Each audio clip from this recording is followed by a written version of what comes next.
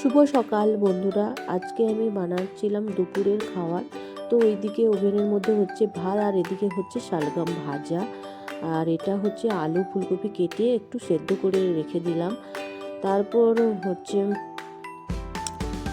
এই কৌটোর মধ্যে আছে মাছগুলোকে আমি ছোট ছোট পিস করে নিয়েছি, এই যে দেখো।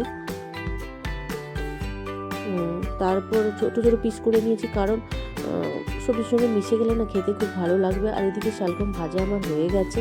তারপর কড়াইয়ের মধ্যে অল্প তেল দিয়ে ফুলকপি আলুটাকে একটু হালকা ভাজা করে নিচ্ছি।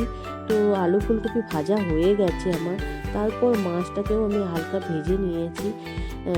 তারপর কড়াইয়ের মধ্যে আমি তেল দিয়ে পেঁয়াজ কুচিয়ে রেখেছিলাম, পেঁয়াজ কে দিয়ে দিলাম। তারপর ওর মধ্যে আদা রসুনের পেস্ট দিয়ে হালকা নাড়াচাড়া করে টমেটো, হলুদ, লবণ আর হচ্ছে লঙ্কা অ্যাড করে একটু নাড়াচাড়া করে আলু ফুলকপি দিয়ে একটু নেড়ে ওর মধ্যে জল দিয়ে দিয়েছি।